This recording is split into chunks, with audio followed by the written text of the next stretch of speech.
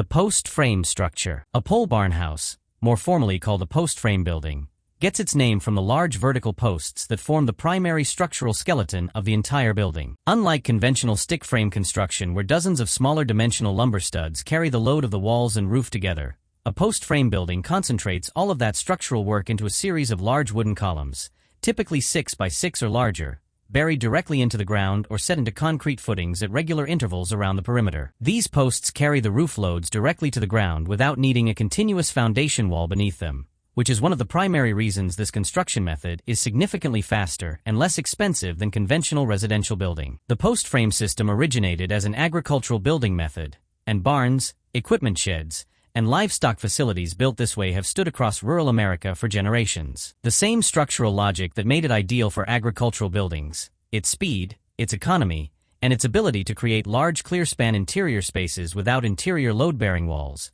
is precisely what has made it increasingly attractive to people building homes. The foundation difference. One of the most significant ways a pole barn house differs from a conventional home, and one of the first things any prospective builder needs to understand thoroughly, is what sits beneath the structure. A conventional house rests on a continuous concrete foundation, either a full basement, a crawl space with perimeter walls, or a slab on grade, that runs beneath every exterior wall and distributes the building's weight evenly across the soil below. A post frame building distributes that weight through its individual posts instead, which means the foundation consists of either embedded posts set in concrete-filled holes or isolated concrete footings at each post location, rather than a continuous perimeter wall. This difference has real implications. In cold climates, the depth to which posts must be set to avoid frost heave is a critical engineering consideration, and posts that are not set deep enough or that are not properly treated for ground contact will deteriorate or shift over time in ways that compromise the entire structure above them. Understanding the soil conditions, the frost depth,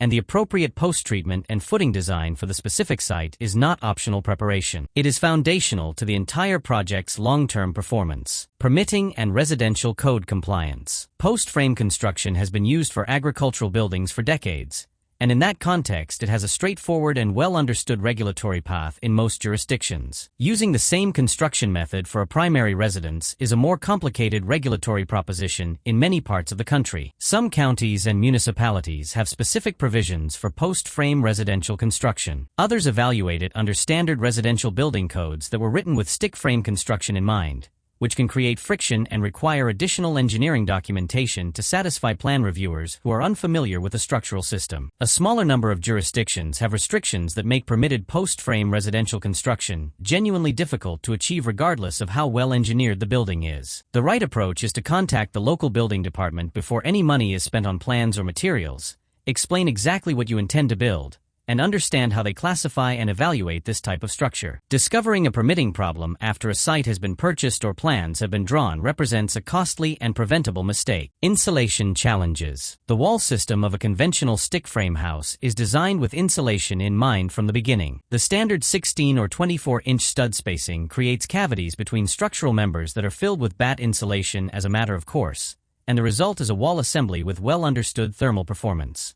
A post-frame building structural system works differently, and the insulation strategy requires more deliberate planning to achieve equivalent thermal performance. The large posts at the perimeter create thermal bridging points where heat can move through the solid wood rather than being stopped by insulation. The wall cavities between posts are wider than conventional stud bays, which means batt insulation alone may not be the most effective solution. Spray foam, rigid foam board, and combination systems that address both the cavity fill and the thermal bridging at the posts all represent viable approaches depending on the climate, the budget, and the performance targets of the specific project. None of these solutions is particularly complicated, but they each require planning and budgeting before construction rather than being improvised during the finish-out phase when the wall system is already in place. The clear span interior. One of the features that most consistently attracts people to post-frame residential construction is the ability to achieve very large, completely unobstructed interior spaces without the intermediate columns or load-bearing walls that would be required in a conventional structure of similar width. The engineered trusses or rafters that span between the exterior posts in a post-frame building are designed to carry the full roof load across the entire width without any support in between, which means the interior can be organized however the owner chooses without any structural constraints dictating where walls must go. This open floor plan potential is the same quality that has made barndominiums, which are post-frame buildings finished as residential spaces, enormously popular over the past decade. A family that wants a great room combining the kitchen, dining area, and living space in a single open volume, with full ceiling heights across the entire width of the building, can achieve that in a post-frame house with relative ease. In a conventional stick frame structure of similar width, achieving the same result would require significantly more expensive engineered beams and posts to substitute for the load-bearing walls that would normally carry the roof. Moisture management in the wall system. Because post-frame buildings originally served as agricultural structures where moisture management was handled primarily by ventilation rather than by sealed wall assemblies, the typical post-frame wall detail requires some adaptation to perform well as a residential envelope. Agricultural buildings frequently use metal cladding on the exterior without a drainage plane or weather barrier beneath it, which is entirely adequate for a barn but insufficient for a home where interior moisture levels,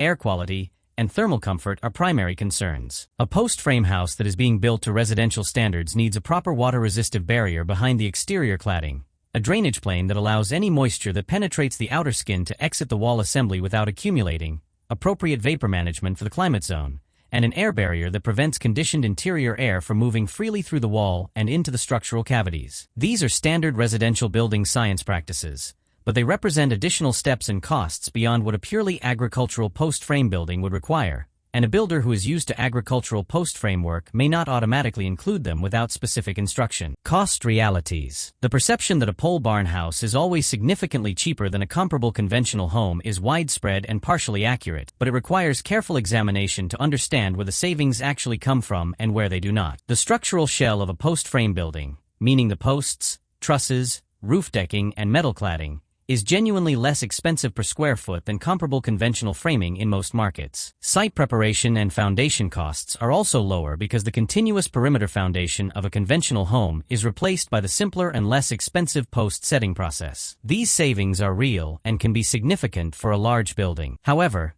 the interior finish out of a post-frame house costs essentially the same as finishing any other house of comparable size and quality. Flooring, drywall, insulation, plumbing, electrical, cabinetry, countertops, windows, doors, and fixtures all carry the same price tags regardless of whether the structural shell they are installed into was built with posts and trusses or with conventional framing. The total construction cost of a well-finished post-frame house is meaningfully less than an equivalent stick-frame house in many cases, but the difference is concentrated in the shell and not in the finishes, and owners who budget as though the savings extend to every phase of the project consistently run short before the home is complete. Resale considerations. The resale market for pole barn houses and barndominiums has developed considerably over the past several years, particularly in rural markets in the South, Midwest, and Mountain West where this building type has become familiar enough that buyers actively seek it out and lenders have developed products specifically for financing it. Even so, the resale experience for a post-frame home in most markets is more complicated than selling a conventional house of equivalent size and quality. Appraisers in areas with limited comparable sales for post-frame residential buildings may struggle to establish a value that reflects the full quality of the construction and finish,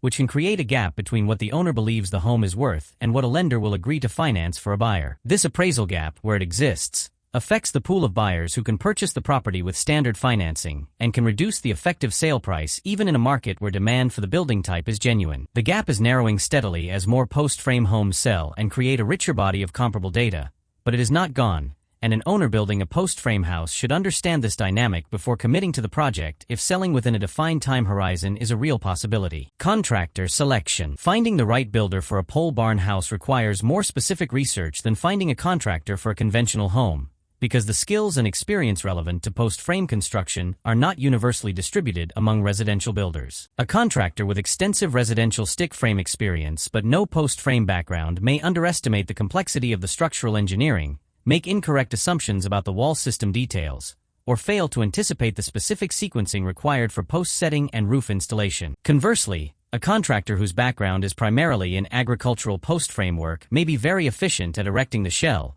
but have limited experience managing the residential finish-out trades and the quality standards that a primary residence demands. The ideal contractor for a post-frame home is one who has completed multiple post-frame residential projects, can provide references from those clients, and demonstrates a clear understanding of both the structural system and the residential finish-out requirements. Visiting completed projects rather than relying on photographs, and speaking directly with previous clients about both the process and the long-term performance of the finished home, are the most reliable ways to identify a contractor who is genuinely equipped for this type of project.